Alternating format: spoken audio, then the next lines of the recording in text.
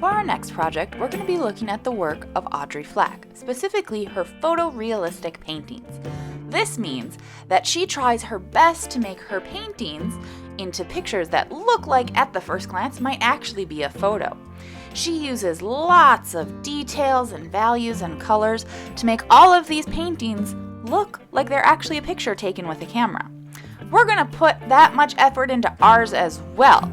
Now, she's also a sculptor and a painter of different styles, but the one that we're specifically going to look at is this one called Crayola.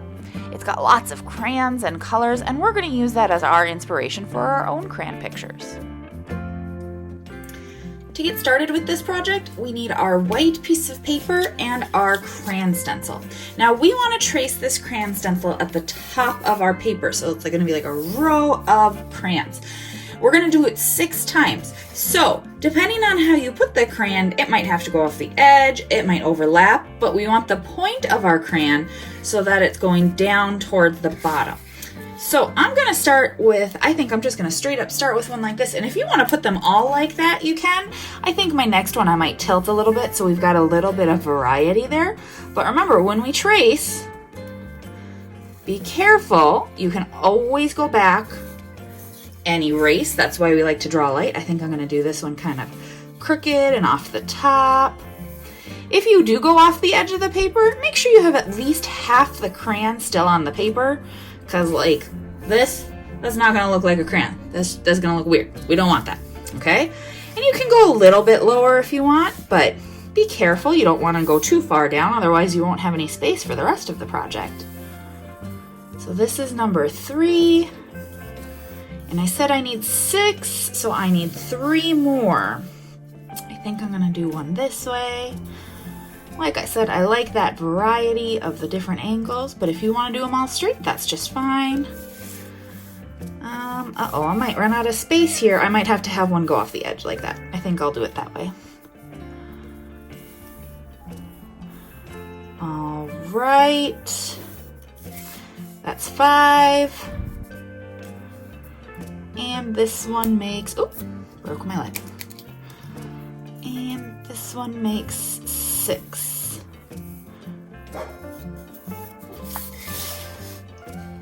All right, now we gotta kind of make it look like our crayons have a wrapper. So we're just gonna kind of put like a curve right there, and you can kind of think of maybe like a frown or a bump. If you need to turn your paper because it's easier for you to make like a curved smile, that's fine. That is up to you. And sometimes you might just need to turn your paper because it's easier to work with it at the bottom than at the top because we've got some kind of long paper here. All right, and now that I've got the crayons drawn, I need to trace them all with black, okay? So I'm gonna kind of speed through that real quick, but slow and steady is what you want, okay? I'm gonna fast forward so that you're not sitting here watching me trace forever.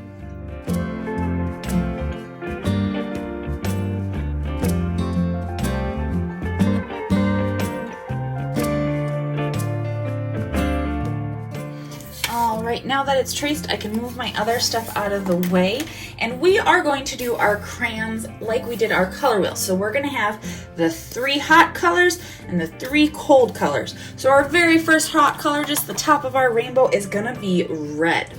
Now, so just like our artist Audrey Flack, we want to make it super duper realistic. So when I start with my red, we are going to practice coloring different values, okay? So this whole crayon is gonna get red, but I'm barely gonna push. I'm barely even gonna push. We want it nice and light, barely pushing. So do your best to stay inside your lines, but I know that for some of you guys, that's a little hard when we're also barely pushing. Like my crayon, you can see I'm not even pushing with my crayon like this. I'm just letting gravity do all the work here, okay? So we want that whole crayon to be light red.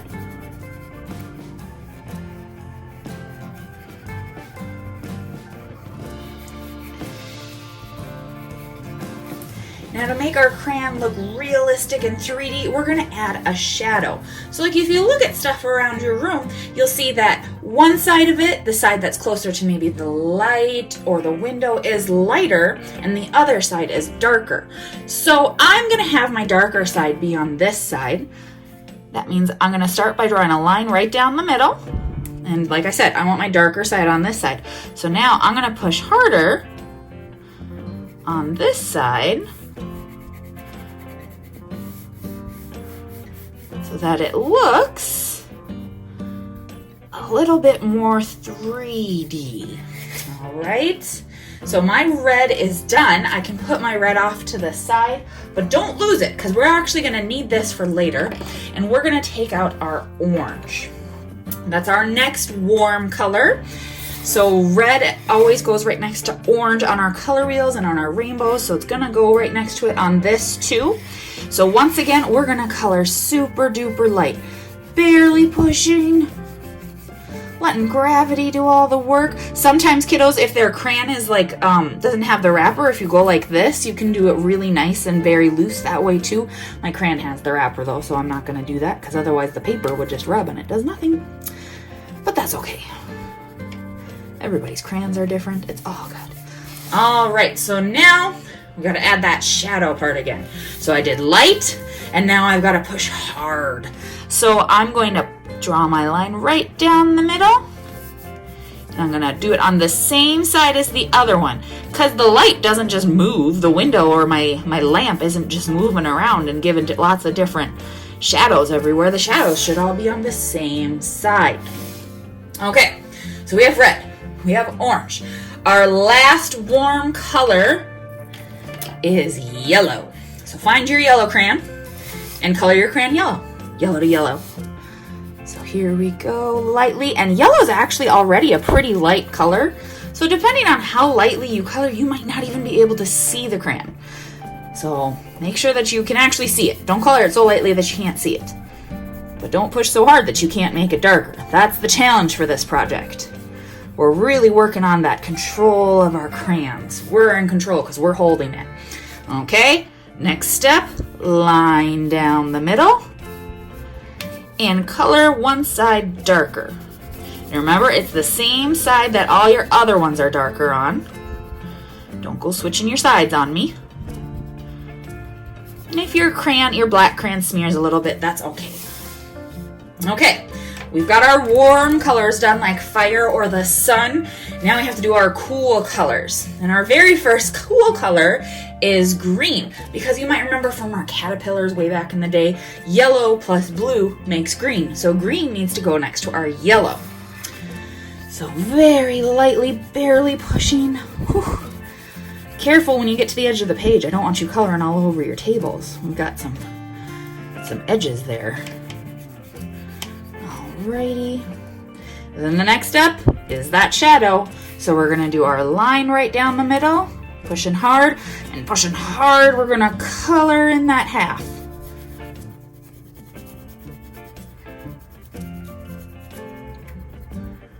Alrighty. Whew. 4 down, 2 to go. So I've got red, orange, yellow, green. Next comes blue, because remember, yellow plus blue makes green. So I have to find my blue crayon here. That's not blue. There's my blue crayon. All right, color lightly, barely pushing, letting gravity do all the work here. All right, now it's time to use those muscles and push hard. Color half of it dark. Pushing hard. Be careful, like I said, don't go off the edge of the paper and color all over your table. I don't think your parents would appreciate that one. And then our very last color is purple, so find your purple, or it might say violet on it, depends on what kind of crayon you have. And very, very lightly, we're going to color this crayon purple. Super duper light purple. I'm using no muscles.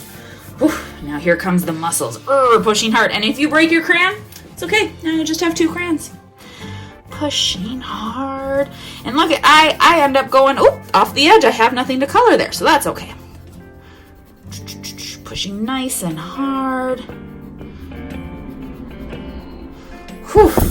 Awesome. So I've got my basic shadows done and my colors on my crayons.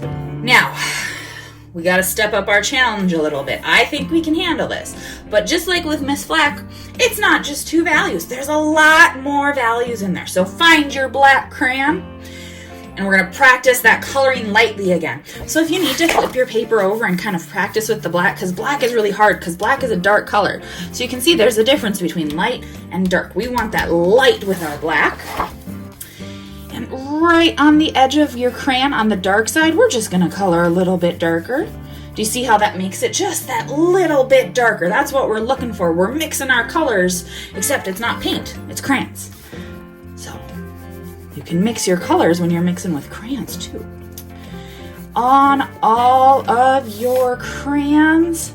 So it's like you're coming down from this corner of the crayon here and just coloring lightly, barely pushing, no muscles whatsoever.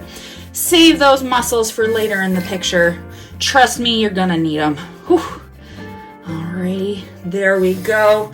That is our second shadow. So we have light, medium, dark, and now we need to have a cast shadow.